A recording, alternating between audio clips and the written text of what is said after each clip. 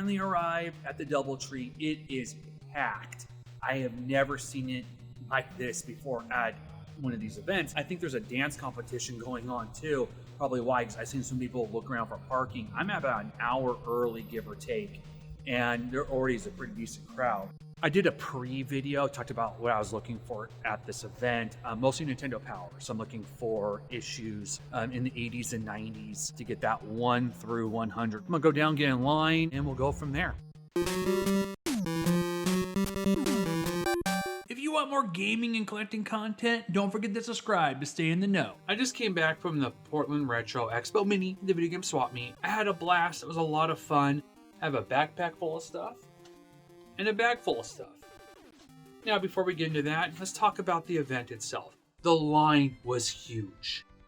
You could tell the excitement was in the air. A lot of people have been waiting for an expo. And we talked about that, a couple of us in the line. And this is the first expo in 2 years in Portland, and it was very, very missed. SideQuest Games hosted the event, and you can see Josh had his case full of sealed WATA games and a lot of NES stuff, and also a lot of great stuff. Whatnot was hosting the event with SideQuest Games, one of the sponsors. You got to show them your user ID. You guys spin the wheel and win a prize. Well, I won a prize, and I'll show you guys what I won when I do my pickups portion. Looking around at everything, taking it all in, it was great having this experience again.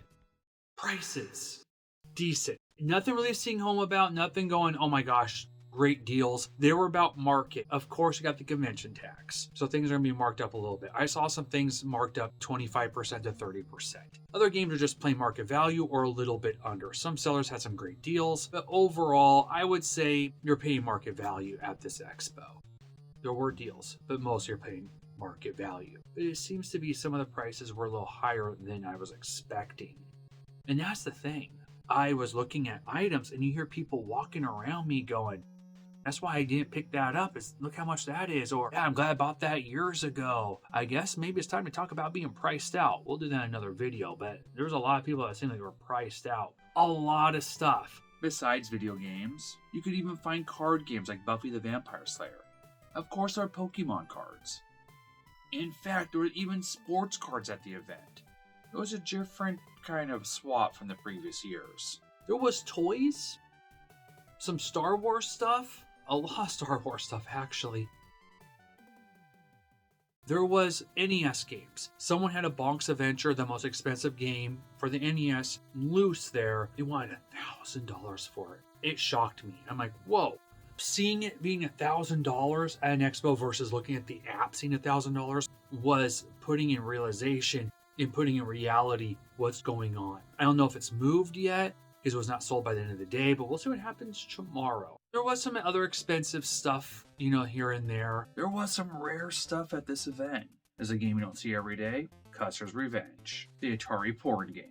And I know this might upset people, a lot of sealed stuff, a lot of WATA stuff. Unfortunately, we're going to have to face the music. For us that don't feel that sealed collecting should be a thing, there's quite a bit of sellers who actually had games entombed in either WATA or VGA, mostly WATA. There was a lot of sealed games, even NES games sealed. Put up that market value a little bit. Is it sealed? Just hoping be sold to someone who wants to go send it off, because that's what all sealed's about. It's about making profit down the line. Maybe not today, but maybe a while down the line, make profit. There was decently priced loose games though, and there was a lot of stuff. A lot of sellers I've seen before at Cowlitz, at this expo. A lot of new sellers. Actually, a couple sellers in Portland have a store, and I did not know this. There was some CDI stuff. I think SideQuest Games had. Normally I don't see CDI stuff. That was kind of interesting. And Virtual Boy. That was one thing I was looking for. There was actually a lot of modern stuff. I saw a PlayStation 5 game, Dying Light 2, which is brand new. This is not the Portland Retro Swap Meet, it's just the Portland Video Game Swap Meet, so it kind of makes sense. One seller had the complete set of the Land Deck Enhancer. Sealed. He wanted $450 for the complete set.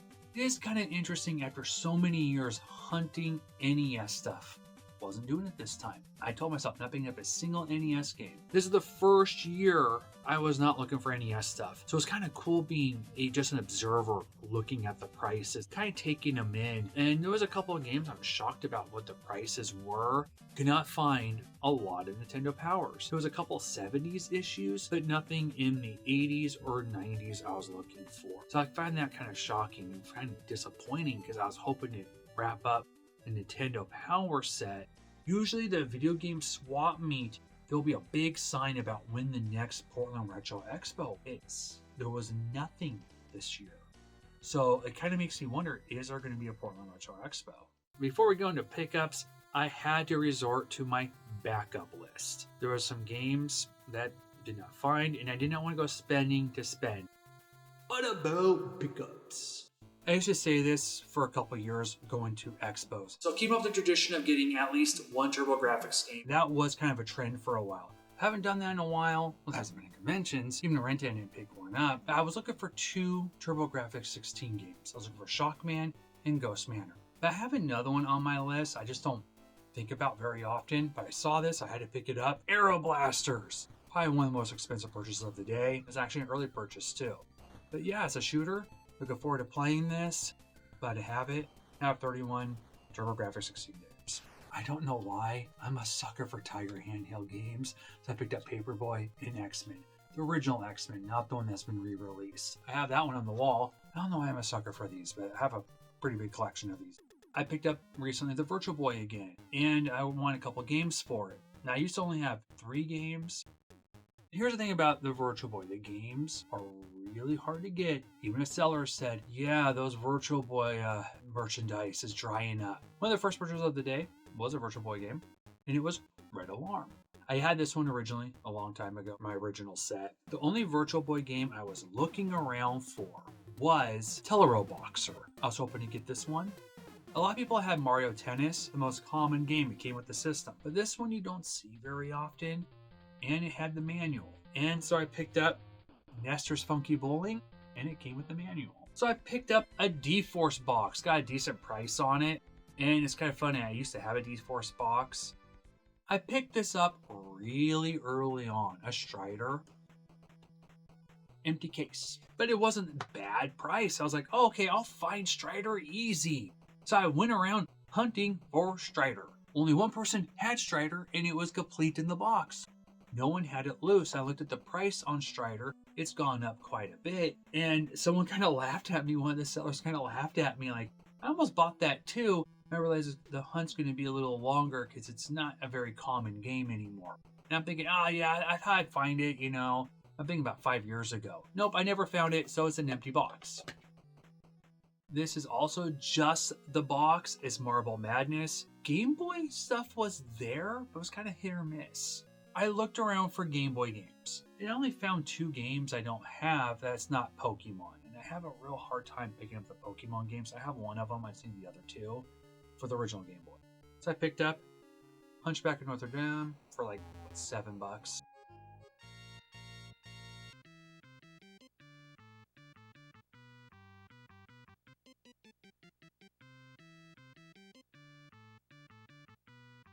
And I picked up Jeopardy Teen Edition. I always think I own this one, but I own the Platinum one, not this one. So when I bump into this one, I don't pick it up. But today I made sure I picked it up. Now, one system I did not have a list for, because I wasn't really planning on picking up games, was the N64. So I only picked up one game for it, and that's WWE WrestleMania 2000. I do want to get No Mercy for the system, but I have fond memories of playing this one and NWO, WCW, and one other one, No Mercy. And No Mercy is probably the best one out of the wrestling games, but this was pretty good too. So I'm pretty happy to pick it up. It's a decent price. So remember I talked about spinning that wheel and winning? Well, it's not really a pickup, but it kind of is. I didn't buy it, but I won it.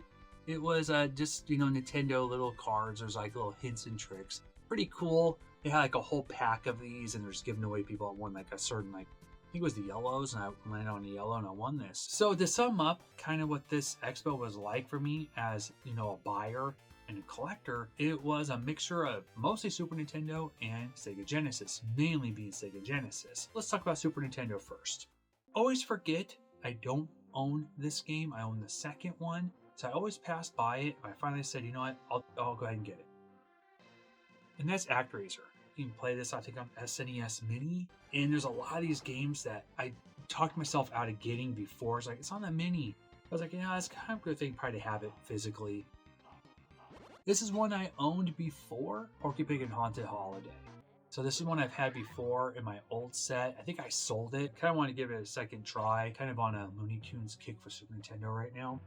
The last Super Nintendo game is one that I could not find at Renton. A couple of different sellers had it, and I got for probably the best price there was Donkey Kong Country 3. So I have all the Donkey Kong countries again on the Super Nintendo, at least. Genesis does what Nintendo Mega! The same seller got some of these empty boxes from. He had this for like $10. Really good deal. World of Illusion starring Mickey Mouse and Donald Duck. One I've never owned, but only wanted $10 for it. And a lot of people had just the box and cart. I think they want 30, so I picked it up. This is one I've owned before, I think in like 2017, 2016, and that's Quackshot. Been looking forward to playing it again, and I always bump in these at stores. I don't pick it up. I was like, oh, I'll pick it up at this expo. Never owned this one on the Sega Genesis, and that's Alien 3 Complete.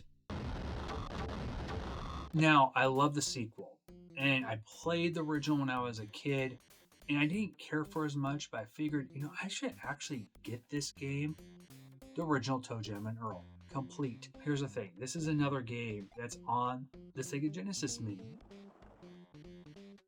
I know it's a good game. I didn't care for it when I was younger, but I want to try it again.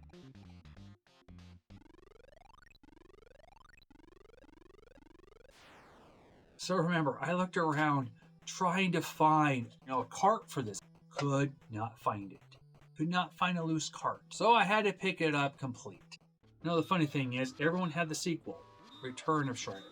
This has been on my list for a long time, Sonic and Knuckles. I had it loose, but I wanted to get it complete. I'm kicking myself because someone had it for 40.